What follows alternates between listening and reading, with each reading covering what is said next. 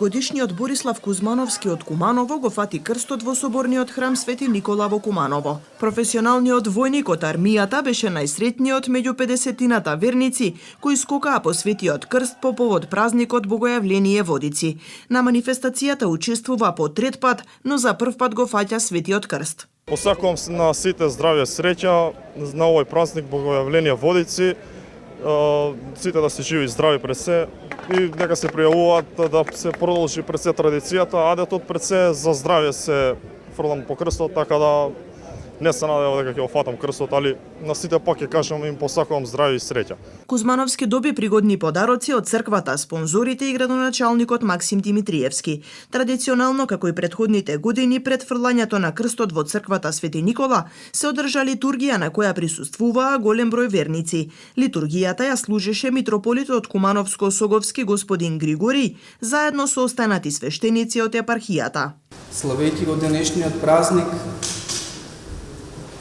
чувството на секој од нас православен е дека и верата наша е дека Бог се јавил во Троица. Отецот, Синот и Светиот Дух. Синот посведочил, Духот посведочил, Синот се појавил, а Бог Отецот изговорил со својот глас: "Ово е мојот возлюбен син, него послушајте го."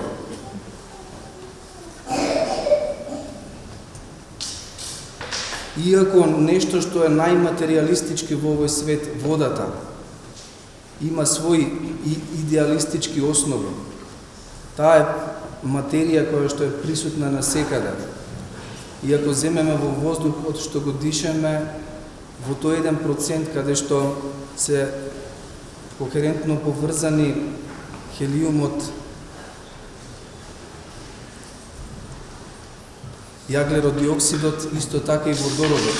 И ако земеме едно парче грудка земја и таму најсодржана е водата, ништо словесно и ништо безсловесно не може да постои без водата.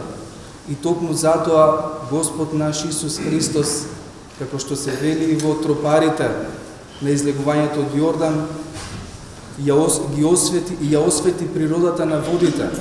Зошто? Затоа што жртвата негова да ја освети, да ја покаже последицата од доброто на неговата жртва, токму во водата. Ако првиот свет бил уништен од водата, еве сега, како основа ни се појавува онаа вода која што ќе биде преку светата тајна на крштението спасителна. Годинава, освен фрлање на крст во соборниот храм во Кумановско, се одржа и во реката Липковка во населбата Бедиње, како и на приватен имот во село Тромеѓа. Во црквата Света Троица во централното подрачје не се одржа водосвет поради реконструкцијата која што е во тек. За разлика од претходните години, овој пат немаше фрлање на Светиот крст, ниту во затворениот градски базен. Празникот Богојавление се слави во чест на крштението на Исус Христос во реката Јордан, а обичај е верниците да влезат во осветените води и да го извадат честниот крст. Голем број верници на овој ден сечеа и славски колачи, а зедоа и од осветената вода.